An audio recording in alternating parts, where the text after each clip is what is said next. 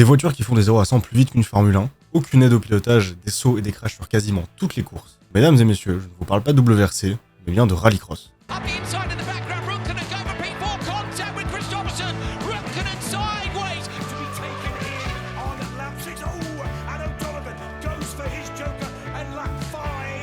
Moving across to try and shut the door here.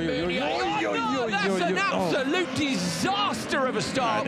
Et oui, aujourd'hui on va parler d'un des sports mécaniques les plus sous-cotés du monde, alors que c'est pourtant l'un des plus impressionnants et techniques qui existent. Mais avant de regarder pourquoi absolument tout le monde passe à côté, on va se poser une question.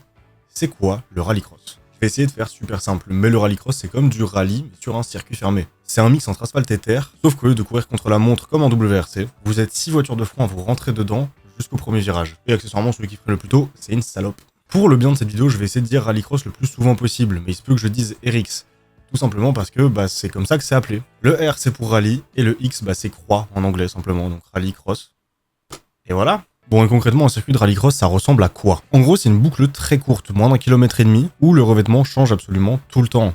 Asphalte, terre battue, gravier. Tu gardes l'adhérence sur l'asphalte pour la perdre la seconde d'après sur le gravier ou sur la terre. Tu fais un remake de Tokyo Drift sur chaque virage et c'est ça qui rend le sport intéressant. Et si vous regardez bien un circuit, vous verrez qu'il y a 2 tracés. En fait, ce deuxième tracé, c'est le Joker Lap. C'est un détour qui te fait perdre 2-3 secondes et que tout le monde est obligé de prendre une fois dans la course. Soit au début, soit pendant, soit à la fin, au tour 4, au tour 6, au tour 9, on s'en bat les couilles. Et c'est là que la course devient un jeu d'échecs et de la stratégie pure et dure. Parce que si tu le prends au premier tour, tu te retrouves dans le trafic et tu augmentes tes risques d'accident. Si tu le gardes dans le dernier tour, tu risques de te faire dépasser par le mec qui était à 2 secondes de toi et du coup tu gagnes pas. Surtout que la piste, due à son revêtement, évolue super vite. Là où au tour 1, la piste peut être super plate, au tour 4, il peut y avoir des trous qui commencent à se creuser à force de passage et si tu te foires, tu finis dans le rail directement. Et ça fait pas plaisir. Je sais de quoi je parle. Alors le RX, c'est pas juste 6 potes qui vont se taper la gueule dans un champ avec des Clio 4. C'est divisé en plusieurs catégories. Le RX1, c'est ce qu'est la Formule 1 au monoplace, c'est la catégorie reine. Tu prends une caisse de tous les jours, genre une Polo, tu lui cales 600 chevaux, 4 roues motrices, un turbo assez gros pour aspirer une âme, et un mec assez con pour la conduire, et t'as l'équipage parfait. Ensuite t'as le RX2E, c'est génial à regarder, au même titre que la Formule E. Si t'es fan de Dyson, tu prendras ton pied à coup sûr.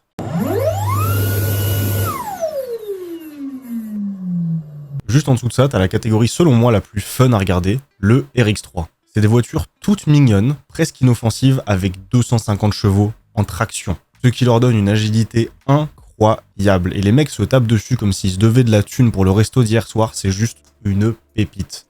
Et puis enfin, il y a les formules de promotion, RX4 et RX5. Et là, c'est vraiment une cour de récré à ciel ouvert en fait. C'est des ados, dans des citadines, genre que ta daronne pourrait acheter, qui se tapent dessus avec la même agressivité que Verstappen, et qui visiblement en ont rien à foutre de claquer, vu comment ça se tape. Moi ce qui me fascine là-dedans, c'est qu'on dirait vraiment des voitures de série. Genre on dirait pas qu'elles sont équipées ni rien, t'as l'impression que tu tapes, tu la plies.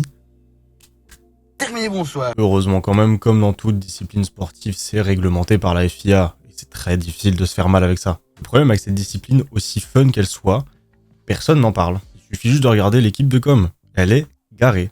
Qui ici a déjà vu une pub pour le rallycross? Qui a déjà vu un panneau comme pour la F1 dans des pompes à essence, etc. Y a rien. C'est pour moi le plus gros gâchis du sport auto de ces dernières années. Parce que le format est parfait pour les gens de ma génération, la Gen Z. Comparé à la Formule 1 où les courses peuvent parfois durer jusqu'à 2 heures, là c'est des formats courts où il y a de l'action tout le temps, il n'y a aucun moment de flottement. Le souci c'est que c'est perdu un peu dans une masse, alors que sur YouTube les courses sont diffusées gratuitement.